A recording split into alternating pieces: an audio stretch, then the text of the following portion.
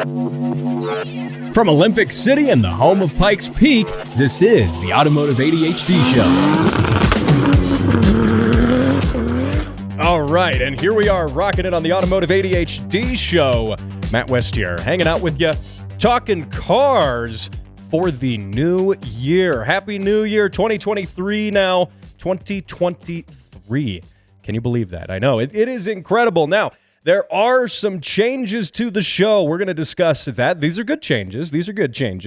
And we've got a lot of stuff to talk about. A very, very loaded show. Some tragic news. The unexpected passing of a motorsports legend yesterday. Also, we're going to talk about an update on the RPM Act. You know, I'm a big proponent of the RPM Act, of how it supports motorsports. So we're going to discuss that. There is some news on it. And then we're going to talk about how a Florida man did something actually cool and interesting. You know the Florida man memes. Well, this Florida man set the world top speed record in a streetcar.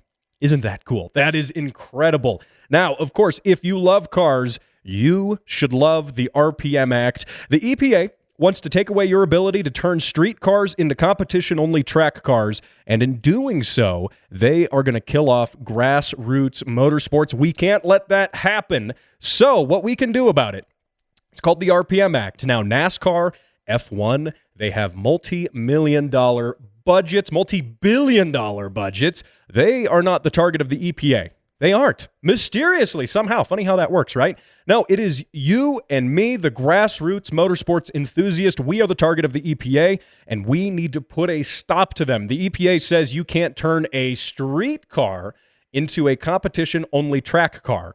And they say that is going to be violating all sorts of rules and regulations. Not real laws, no, just policies that they pass that, you know, nobody voted on. So we need to stop them from doing that. This affects everybody, whether you race cars or not, because the companies that sell your cool catback street legal exhausts, they make a lot of their money from racing, and we can't let them go under. They would be put out of business by this. Lots of American jobs, lots and lots of American industry, and of course, an American pastime.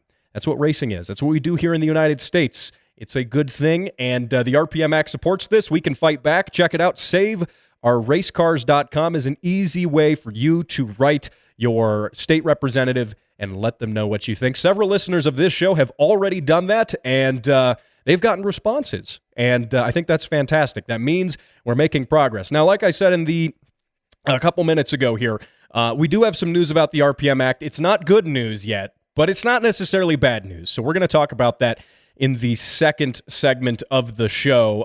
But before we get into that, Happy New Year. I know it is the new year, and a very interesting and exciting inauguration of the video studio too. Now, my listeners on audio may not notice anything different because it's audio and you can't see it, but for my viewers on Rumble and YouTube, you can see it, and you can see me now, for better or for worse. If it's proven to be traumatic for you, I apologize, and you can write the complaints department at thespeedcouncil.org. But that being said, we are on video now. I've talked about this for a good while. I've been uploading my audio-only shows to YouTube and Rumble, and that's been going well. I've been uploading those in mass. I have a huge backlog of them. I have like 50 of them, and so I've been uploading one of those every day. Took a little bit of a break over the holidays.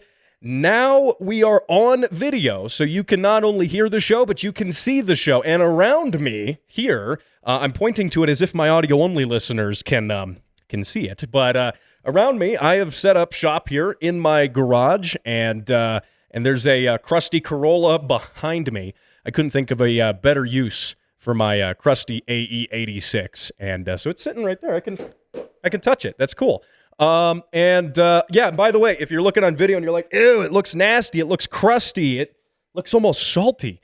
Yeah, did you drive it in the winter on the salty roads? You bet I did, and I haven't even washed it yet. I know, I'm a heathen, so what can you do? In God we trust, and in Toyotas we rust. That is how this saying goes. Now, I have a few automotive New Year's resolutions. Perhaps you're doing New Year's resolutions.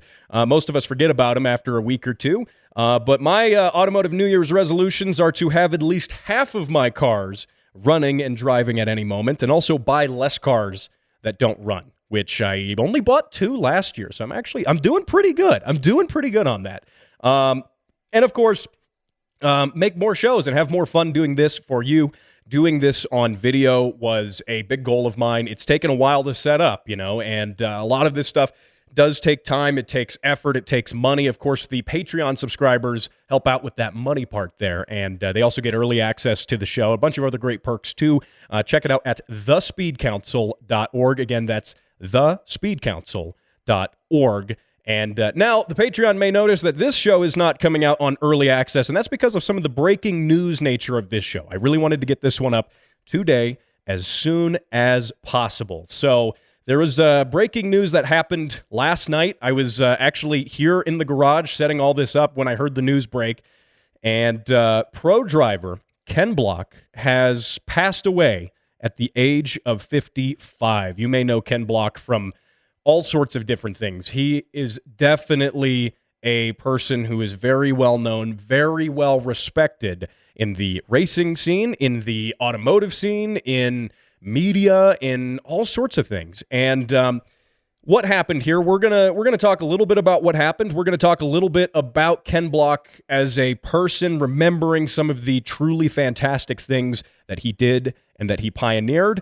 We're gonna talk a little bit about what happened. And by now, perhaps you have heard of what happened.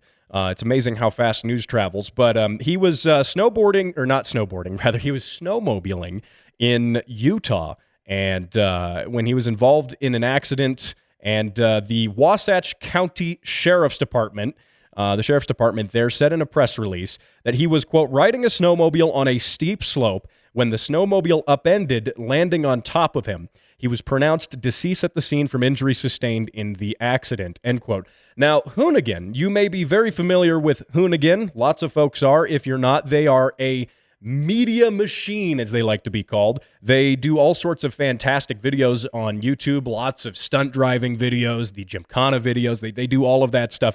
Ken Block was really he was one of the co-founders and definitely a huge part of what has become Hoonigan. Now, they said in a statement released on their Instagram, quote, Ken was a visionary, a pioneer, and an icon, and most importantly, a father and a husband, end quote. Now, Ken Block will be incredibly missed. Hoonigan says they ask that folks right now respect his family's privacy and respect their time of grieving right now. It's not the time to berate them with questions on social media.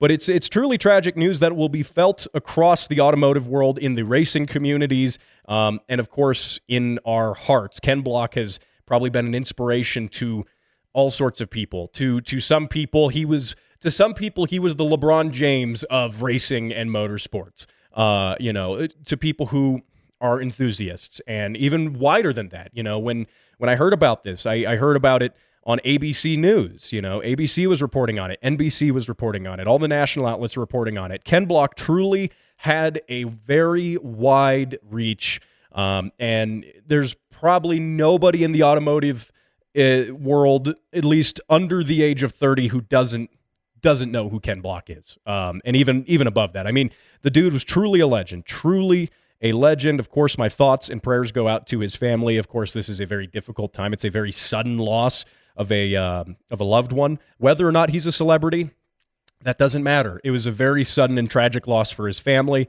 who is now without a father. So again, I do also agree with Hoonigan that his family should be respected. They should be left to grieve right now. Of course, it's not time to berate them on social media.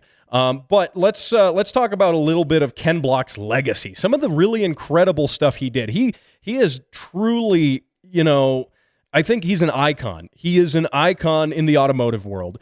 And, he's been doing automotive things for decades now. You may know some of his videos. You may know about the Hoonicorn. You may know about these fantastic cars that he drove. He was on Top Gear, old Top Gear, back with James May, Clarkson, and Hammond. He did that stunt driving scene that is made famous from old Top Gear, of him jumping the Subaru rally car over a jump behind a dirt biker and with a C-130 flying right next to it. I mean, incredible stuff. He did a lot of stuff, though, too, outside of that, which you may not know is that Ken Block was one of the founders of DC Shoes. That was a new one I learned when I was looking this up, that, Ken Block has been in all sorts of different industries. Like I said, DC Shoes. He joined Rally America, the Rally America series in 2005. He posted 5 top 5 finishes in his debut season. He really came out with a bang. He really started with it. Did some incredible different things. Apparently, so what happened too in 2008, going along the timeline, 2008, he uploaded a very famous video to YouTube, and that garnered him, doing amazing acts of driving, Gymkhana as it's become called.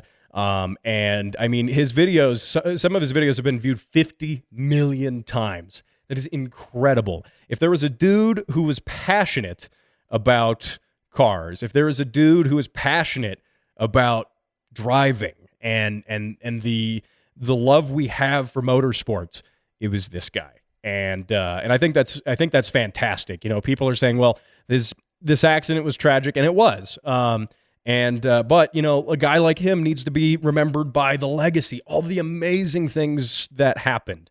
And he did all sorts of stuff. It doesn't take you but a Google search to see hundreds of videos that he just had absolute expertise in driving in. Of course, his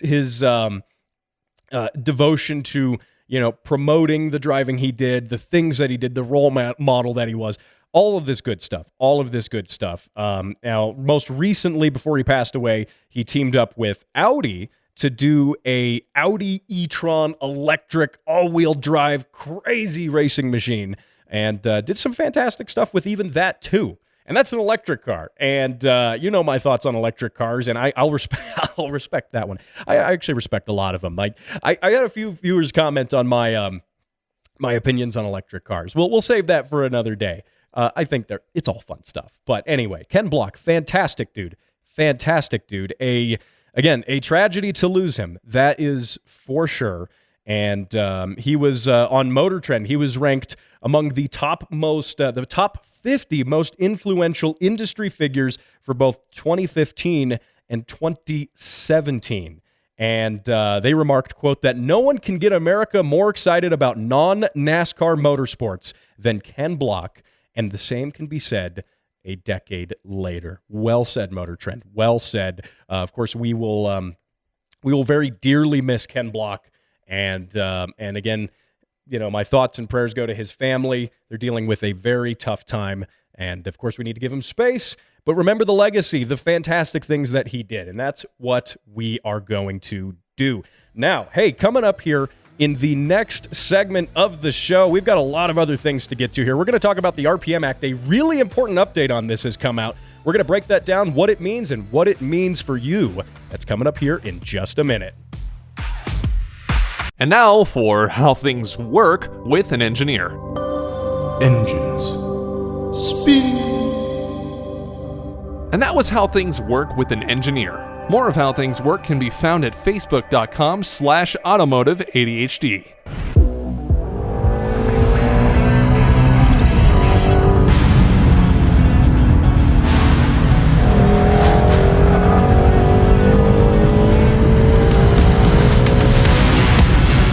All right, here we are rocking it for the second half of the Automotive ADHD Show. Heard right here on Spotify, YouTube as well, Rumble, and on the radio Saturday mornings, 91.7 KLZR. Matt West here, hanging out with you, talking cars. You have tuned into the correct car show. And, of course, those car sounds. That was Steph's new to him Shelby GT350. I've played that sound a couple of times. I really like that one. That one's a lot of fun. It's crazy hearing a V8 scream all the way up to 8,000 RPM and then some. So very cool stuff. You can send in your car sounds, by the way. Not only can you, but you should send in your car sounds. I love playing them here on the show. Not only do I play them here on the show, but you have the ability to win free stuff when I do. You send in the car sounds. I pick at random from all the car sounds I've received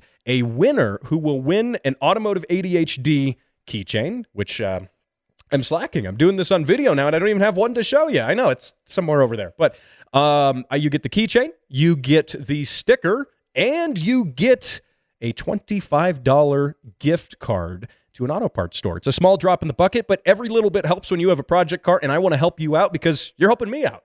You're giving me car sounds to play, which brings me immense joy and satisfaction. That's really the only reason I do this. So you should send those car sounds in. Alternatively, you can put them on a flash drive, and you can tape them to, I don't know. Oh gosh, I'm running out of speed parts ideas here. I don't know. Tape them to another set of Fortunato 500 coilovers, 510s by the way. This time for a AE86, and send them to me, and I'll play your car sounds for forever. So, sound like a deal? Sounds like a deal to me. Or, you could just put them on the Facebook page, facebook.com/Automotive ADHD. That's what normal people do, I guess. Or you can email me, matt@throttlewarrior.com. Get those car sounds sent into the show. Now, a piece of lighter news that I want to talk about here before we get into the RPM Act. A couple of serious topics today. We talked about Ken Block. We're going to talk about some unfortunate news with the RPM Act, and but we're gonna put in some happy news here. Okay, I like this. Hat tip to Peter Holderith from The Drive, who reports on the Italian federal police, who apparently have a couple of Lamborghinis in their police car fleet. And they use them on the regular, apparently. Now, one thing they enjoy using the police cars for is transporting organs to hospitals, organ transplants to hospitals. And they've done this before, to say the least. But the Italian police, over the holidays, decided to take one of their Lamborghinis and stretch its legs a little bit to deliver 2 kidneys to Rome and Modena, and to Rome. And so what they did was they decided to, take the organs. They got their little crate of kidneys they're going to take to a hospital who needs them. And then just drove them to the hospital in a rather quick fashion. They did. And they didn't say specifically this time on their social media what they did, but last time they did this, they delivered a kidney over 300 miles in 2 hours, which averages out to about 145 miles per hour. The only thing I want to know is, how do the Italian police decide who gets to drive the cool Lamborghini? I mean, they probably don't just give the keys to any policeman on the force. You got to be, I don't know, you had to do something to make the boss happy, bring him some donuts, some coffee. I don't know what you have to do if you're a policeman in Italy to get to drive this car, because their whole fleet's not Huracans and Lamborghini Huracans, which is what this was specifically. This was specifically a 2017 Huracan LP 610-4, which means it has 610 horsepower, naturally aspirated V10, very nice, and all-wheel drive, most importantly. So you can enjoy all of that V10 glory even if it's snowing, and you have good tires, and you want to drive your Lamborghini in the snow to deliver some kidneys to a hospital, and you're an Italian policeman. I guess that's what you get to do. Now, what's interesting about this, not only do Italian policemen obviously have the coolest job in the world, but Peter Holderith from The Drive points this out. He says that he reckons, and I agree with this, that using a Lamborghini to do such tasks is actually cheaper than having a helicopter, a police helicopter. Police helicopters cost many millions of dollars. They cost many hundreds of thousands of dollars to operate over the course of a year. It's not just the fuel, it's all the maintenance. It's the rigorous maintenance schedule that, federal bodies that regulate aviation in different countries, that they require vehicles like airplanes and helicopters. It's so expensive to operate a helicopter. And arguably, yes, this Lamborghini might have cost a couple $100,000, but that's a drop in the bucket compared to operating a helicopter. I mean, that's cheap. That's pennies, honestly. And what's amazing is it's probably about just as fast, too. Again, they averaged in 145 miles an hour. Incredible stuff. That is quite the vehicle capable of doing that. And This makes sense, though. I mean, if you're a small police department, you're a small county police department, then why not have a Lamborghini? What you need to do, if you work in a police department, okay, and I know folks who listen to the show do, if you work in a police department, you need to convince the department that instead of buying a helicopter, we need a Lamborghini, specifically a Huracan LP610-4. We need one of those, and you need to convince them of this because they might say, well, we need a helicopter to do this and that, but we're really small, so we can't really justify the purchase of a whole helicopter. But occasionally you might need to go really fast, like this here, to transport some kidneys or something. Well, that's where the Lamborghini comes in, because it's a fraction of the cost of the helicopter. And so I think you would have great luck convincing your police department, if you're a police officer, and working in a small town, I think you would have great luck convincing them that this is the fiscally responsible way to spend some taxpayer dollars. The taxpayers are paying you. You might as well use the money on something like this. The helicopter's out of the budget. Oh, well, get the Lamborghini. And I think that would be a pretty reasonable decision. I would be happy with that if my city decided to do that. So I would have zero complaints. I think that would be fantastic. So there you go, putting some Lamborghinis to some good use. I like that. Now, let's talk about the RPM Act. Okay, so the RPM Act. You heard me talk about it at the open of the show. I've been talking about it at the open of every show for, I can't count how many episodes now, because it's that important. It is so important to me that I dedicate a minute, 2 minutes of my time and your time to talking about it, because it is that important. The RPM Act is crucial to how we enjoy cars. So as I talked about it before, the RPM Act, just a brief synopsis here, what it does is it limits the EPA's authority to regulate how you use a street car and turn it into a track-only race car. The RPM Act is not talking about, making street-driven, registered, insured vehicles exempt from emissions. It's not talking about that at all. It is talking only and specifically about race cars. The EPA says, yes, we support racing. We love NASCAR. We love F1. And that's all you need. Completely overlooking the existence of the grassroots. In fact, completely overlooking the existence of not just grassroots, but several large racing sanctioning bodies that exist and operate on a daily basis, who fundamentally race street cars that have been converted for track use. Look at it this way. There's probably a few, but there's very little. There are very little amount of drivers who, racing drivers, professional drivers, who got their start purely out of just jumping in a NASCAR, a purpose-built race car, a chassis built from the ground up to be a race car. Because you know what those are? Those are expensive. You don't learn in one of those. You learn by taking, a cheap project car, as I point towards my rusty Corolla. You learn by taking a cheap project car, fixing it up, making it fast, and taking it to the track. And then, you know what you do? You get a little better. You put, a roll cage in it. You start getting competitive. You start racing in different sanctioning groups, going up in the ladder. That's what you do. You start getting better. You start getting faster. You start getting more competitive. The car becomes a race car only. You're no longer registering it on the street. You're towing it to the racetrack now. And you're racing that. And you're getting better. Hundreds of thousands, if not millions of people do this every single year. And they've been doing this unencumbered by the EPA for a very long time, for a significantly long amount of time. They've been doing this for 45 years, 50 years. Think back, at least in the United States, to the days of the birth of NASCAR.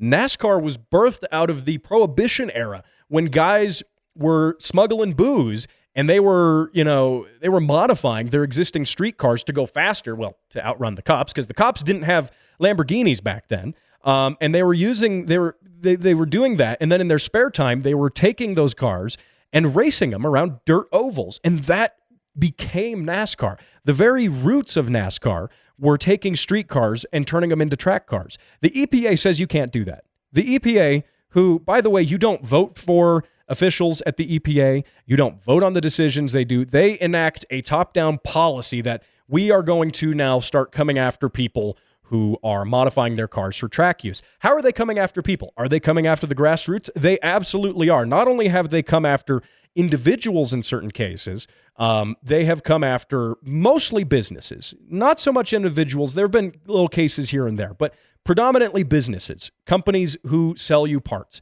to turn your car into a track car. This is becoming more and more well known. More and more companies are starting to shy away from selling speed parts, especially if those speed parts, in any way, shape, or form alter the emissions characteristics of the cars. And now the environmentalists out there say, well, yeah, it's all about emissions anyway. Who cares if it's racing or on the street? And the fact is the race cars are such an infinitely small portion of the emissions that are generated as a whole. They're so insignificant in comparison to the grand scheme of things, of all the road cars around the world, that it's not relevant. It just isn't. Not only that, it violates a lot of what we consider to be valid private property law, in my opinion. I'm not a lawyer, but in my opinion, if you bought the car, it's yours. State doesn't own it. You're racing it on a racetrack, which is private property. State doesn't own that either. So they can't really tell you what you can do with it. I mean, you're not murdering anybody. You're not hurting anybody. You're not breaking any other laws otherwise. And bear in mind, these so-called emissions laws, I don't even really think they count as laws. I mean, laws have to be voted on by the public. There's a big process in which laws take effect. There's a huge process to that. And the EPA just comes and makes a policy. They just say, this is what it is. Take it. And the RPM Act is us saying we're not going to take it. The EPA, in this case, which, by the way, overlooked motorsports for like 50 years entirely, now say that you can't do that. You can't do that. It's not really your car. It's not really your car because we can tell you what to do with it, and you can't go race it, and you can't modify it to go racing. And if that gets under your skin as much as it does mine, you can tell I'm pretty passionate about this topic. It should bug you as a car enthusiast. Again, whether you race or not, this should bug you. And the EPA at this point is a cancer. At this point, in my opinion, we need to do away entirely with the EPA. It needs to be completely uprooted from what it currently is, because this is just a huge, clear overreach of authority that doesn't exactly follow the grounds of what the rest of our government here in the United States is at least designed to operate in. The system of checks and balances. The EPA is just entirely unregulated here, just doing what it wants. So I think the EPA needs to absolutely be dismantled, and we need to start from the ground up with it again. But that being said, okay, so there's your introductory course into what's going on. The RPM Act here. Here's the news. Here's what's new. If you listen to all of that, you already know that. You've been a longtime listener to my show. You may have even already written your state representatives. The unfortunate news here is that the RPM Act has not passed in the 117th Congress, meaning the Congress up until the end of New Year's. We have now a new Congress. We're now in the 118th Congress. And as of recording this, they're trying to decide on who's the speaker and a lot of things that aren't the RPM Act, rather. A lot of things that aren't the RPM Act. But that being said, it failed to pass it. That doesn't mean that it was voted down. It is a downer because it means we kind of have to start over again. Not necessarily entirely from scratch, because again, what happened is there was a disagreement with some of the wording of the I keep calling it the EPA Act now. That's not what it is. It's to do away with that EPA. But there was some disagreements between a couple of representatives about how the RPM Act is worded. And that being said, they didn't come to an agreement. That means they didn't all vote yes or all vote no on it. In fact, by the way, it might interest you to know that this is one of the biggest bipartisan bills that has actually gone into the Congress. I mean, this has had massive support both from Republicans and Democrats, and so it's not a partisan issue. And what it means now, though, is that SEMA, who is one of the major backers of the RPM Act, and PRI and all these different folks, need to kind of start again, need to reword the bill. Now it needs to go back through the process, through the bureaucratic process, get some things rolling again, get this bill in such a way, or this act rather, get this act in such a way that the members of Congress can agree upon the wording and actually deliver a vote on it. So that's why I'm not telling you the news is, well, we lost with the RPM Act. It wasn't passed. Well, it wasn't passed, but they didn't vote it down. It was not voted in a no vote. It was not completely obliterated. But what it means now is as the 118th Congress is assembled and Congress does all of its other things, the million other things on their plate, and all the bureaucratic nonsense sometimes. But that said, now we have to wait more. But that also means there's more time. This is a good thing in a way, because there is more time for you to get in touch with your state representatives about how, and tell them how you feel about it. This is one of those things that, you know what, like I said, those Congress people, congressmen and women are busy. They're doing a million other things right now. This is a footnote to them. They're like, oh yeah, I heard about that. I don't know. We'll take a look at it. No, we need to tell them in force, in mass, how we feel about it. Or else they really don't know. They need to know how their constituents, the people they represent, feel about this. They need to know that. They need to know we care a lot about it. This might be a footnote in their agenda for the day, but they need to know that we're serious about it. So this gives us more time. That gives us more time to figure this out. That gives us more time to work its way back through the bureaucratic process and make its way to a vote and actually be decided on. The good news is that the EPA is not really doing anything while this is happening. So it's not that they're not doing anything. They're definitely coming after businesses for all sorts of things. But on the grand scheme of things, right, they haven't completely started with this 100%. So, and they really can't until this gets voted on. I mean, this is an important thing. It's, there's so many people, there's so much backing behind it. There's so much motorsports heritage behind it. For instance here, got to give a hat tip to Stephen Cole Smith from Haggerty Media for talking about this. But that, there's a lot of support with, say, Richard Petty, by the way. Richard Petty, famous in NASCAR. And he has made dozens of trips to Washington on behalf of the RPM Act to talk about it, to talk about why it's important. He even emphasizes that Richard Petty even says, quote, the RPM Act is essential to the racing industry and protecting the careers of young racers all over the country. He goes on to say, quote, during most of my racing career, my fellow NASCAR drivers and I competed in the race cars that started out as street legal vehicles. That's how people get into racing. Yes, there's the exception of the insanely rich kid with insanely rich parents who starts out racing go-karts when he's, 6 months old before he can walk, and then he gets into, all sorts of racing things by the time he's 8 and is a pro F1 driver by the time he's 12. Yeah, that happens. But that happens a lot, but I still think that's the exception. A lot of guys get into this through the grassroots way. And that's one thing I love about racing. It's something you can watch, you can be excited by. You can watch it as a sport to be entertained, but then it also becomes a participatory sport. You can say, that's really cool. I like watching racing. I want to go racing. Okay, I'm going to go build a race car. I'm going to go get seat time. I'm going to go get good at it. And then I'm going to go be a race car driver. You can do that. That's the beautiful thing about that. Not many people go from watching football to becoming the next Tom Brady just because they watched some football and then said, yeah, I'm going to go start playing football at the local, park and become Tom Brady. Not many people do that. A lot of people do that in racing, though. A lot of people start out watching racing, deciding to build a race car, going out and making their mark on the local tracks, in the local groups, getting fast, and eventually going professional. A lot of that happens, and this is key to it.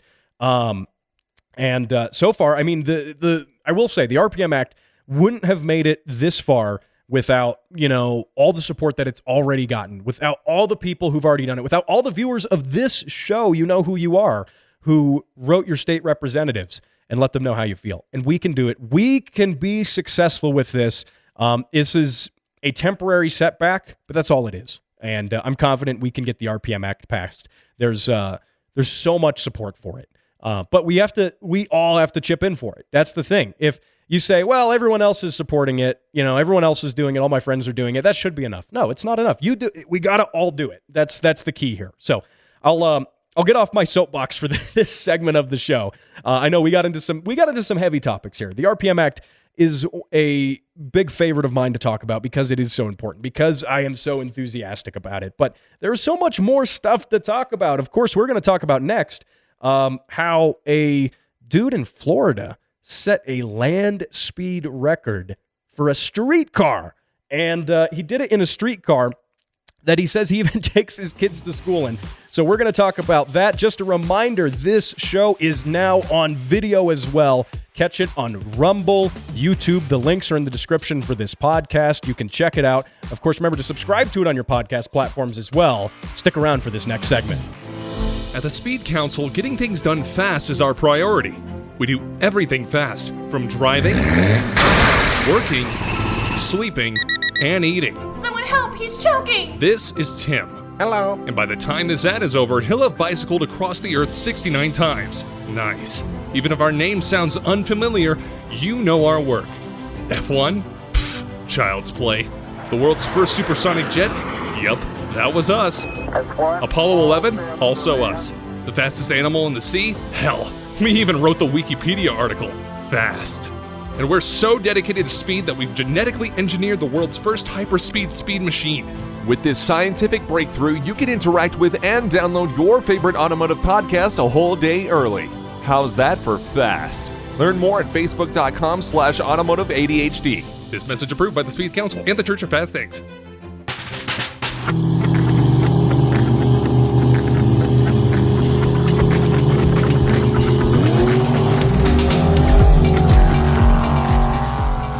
And here we are for the third half of the Automotive ADHD Show. Matt West here, hanging out with you, talking cars, all sorts of good stuff. Thank you for tuning into the show. Those car sounds were sent in by Cameron. That's a great launch, by the way. I love that. That's fantastic. Send those car sounds in. If you haven't done it yet, what can I say? You're slacking. Send them in. Send those car sounds in. Tell all of your friends that that your car is on this podcast and this radio show. It's not just heard as a podcast. It's on the radio too. Isn't that cool? I think that's fantastic. I personally think you should do it. But of course, what am I going to do? Tell you not to do it? Of course not. So you should send them in. Facebook.com/automotive ADHD. Matt at throttlewarrior.com. You can email me that way too. All sorts of good stuff. Get in there as well and like the Facebook page. I've seen some great growth on that in the past couple weeks. We're still small, but we're growing, and you rock for sharing it and following it there. So I do appreciate that. And now I want to talk about a couple of things here in the last segment of the show. Namely, before we talk about a land speed record, I do need to mention this. So Ferris Bueller's Wrecked Ferrari has now sold, by the way. So if you see it in the movie Ferris Bueller's Day Off, a classic, a cult classic at this point, there's a scene where the car is, I won't spoil it, but it meets an untimely demise. This beautiful red Ferrari 250 GT California Spider. Oh man, very cool car. So the car, it meets its end, and it sits there, and there's a shot of it all wrecked and smashed up. Well, they didn't, for the movie, wreck an actual Ferrari 250 GT California Spider. No, they didn't. It's a replica car. It is it is essentially a sculpture that they built for that scene in the movie. Yet, what's amazing is that it sold, and it sold for a considerable amount of damage. And now it's interesting, or a considerable amount of damage. Is that what I said? Considerable amount of money. I guess that you could call that damage. Now it was sort of restored as a display piece, so it's not as wrecked as it might seem. It was restored as a display piece, for promoting the film and doing some other stuff. But the fact is, it fell about 30 feet for real. And it has no engine, no drivetrain. It's just a fiberglass body on a rolling chassis. has an interior in it, and that's about it. But it is a piece of movie. It is a piece of cinema heritage, and it is really cool. Sold at auction to an anonymous bidder who bid over the phone, by the way. And here's how much it sold for. You ready for this? $337,500. Whoo! That is a bargain by Ferrari 250 standards. Ferrari 250s, especially the 250 GTO. I mean, they have made headlines for being some of the most expensive cars at auction. So this is really, it is a bargain when you think about it. It is totally a bargain. Now, what's amazing is the person who bought it has now listed the car. $506,250. You got to get him his extra $250 there at the end. I'm just saying you do. Also, if you're watching the video here, I have to interject into my story here. You'll notice one of the studio lights just turned off. They're battery powered. I'm in my garage, as you know, doing this. That's how cold it is in here. That battery should last for like 2.5 hours. And I didn't mention this, but my short-sightedness here in building this beautiful video studio in the garage was that my garage isn't insulated, and it's currently blizzarding outside. It's cold. It's terrible. There's like 3-4 inches of snow on the ground already. So yeah, I have a heater off camera here, just pointing like directly at me because it's miserably cold. So yeah, that light has succumbed to the lithium-ion batteries' disdain for the cold. Much like the lithium-ion batteries found in Tesla vehicles and the Ford F-150 Lightning. So just a brief interjection there. I don't edit this stuff. That just happens. So you know what? There you go. It's the first video. It's the inaugural video. I guess this stuff happens. That probably means this one here to my left is you're right is going to go out any minute now. They have these huge honking lithium-ion batteries on them, by the way. They take like all night to charge. So yeah, well, there you go. So if that goes out, you know what? We're just going to keep doing the show in the dark. It'll just be, you know what? If you're watching the video, it'll be just like what the audio listeners are used to seeing, which is nothing. So anyway, carrying on. This Ferris Bueller Ferrari replica that was used in the actual film could be yours. Could be yours for a crispy $506,250, which is still a bargain compared to any other 250. So there you go. You can go bid on it if you want. That's up to you. Now, next story here. This is the last one for the day here, for the week, for the new year. There's a gentleman by the name of Johnny Bomer who has set the world record for a streetcar and a top speed run in said streetcar. Now, his streetcar is a 2006 Ford GT that's been substantially modified, but not terribly so. Looking at it, at least, it still looks a lot like a streetcar until you get around the back and you see all of the exhaust setup for the turbos.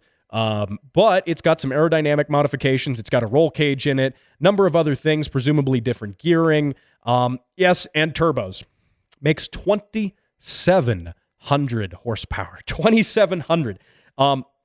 So he says, quote, "I bought the car brand new, and pretty soon after I bought it, I wanted to make it the first car to go 250 miles an hour." So, and then he did that. He did that back in 2010. So then he set his goal for 300 miles per hour, which is crazy. I remember watching, I think it was years ago. I believe it was on Top Gear. They set they went out to set the record in the Bugatti Veyron. It was something like 256 miles an hour. It doesn't feel like all that long ago, but I guess it is. And this guy did it. And I love, speaking of the grassroots, speaking of the things that are protected by the RPM Act, this stuff literally wouldn't be possible without the RPM Act. And what's amazing is this streetcar record has been set not by a manufacturer, not by Bugatti, not by that. This has been set by a dude building his car in his garage. Isn't that incredible?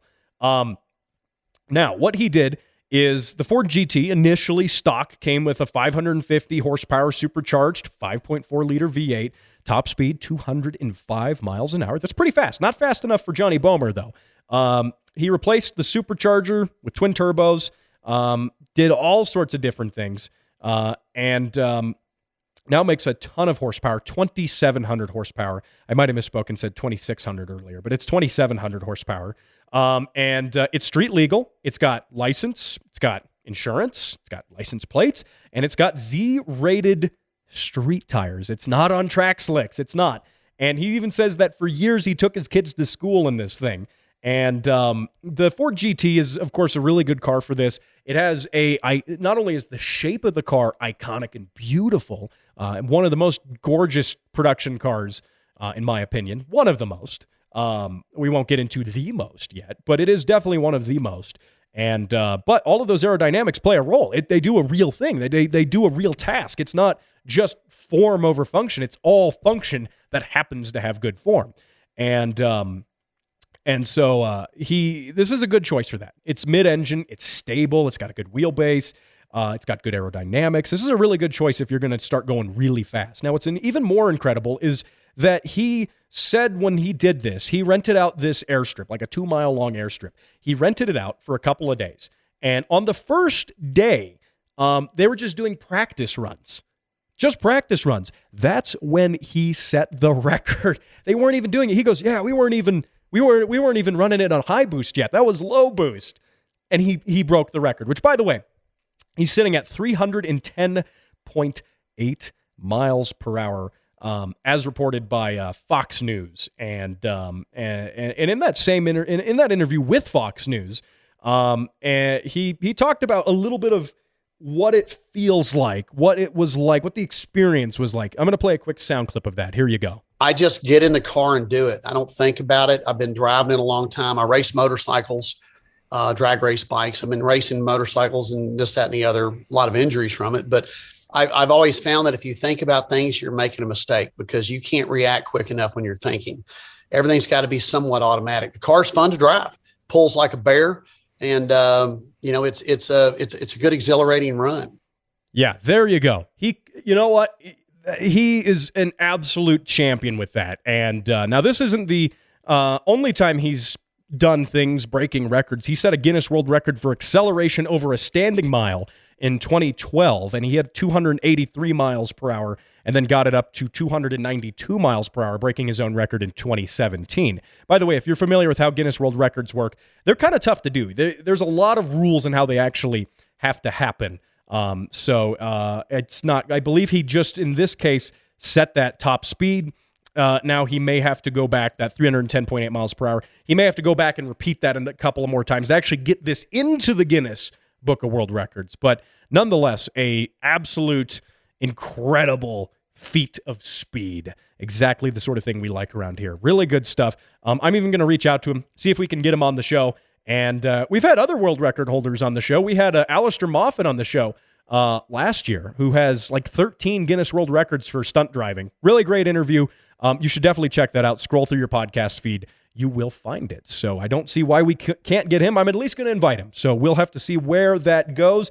Now, I want to give a major thank you for sticking around with the show through 2022. Now it is 2023. You know what they say, set your expectations low so you're not disappointed. But you know what? I think if I do say so myself, I've even obliterated my own expectations with this and with you listening to the show for the whole year. I want to thank every one of you listeners who support the show. I especially want to thank the Patreon members who make this show possible. Check it out.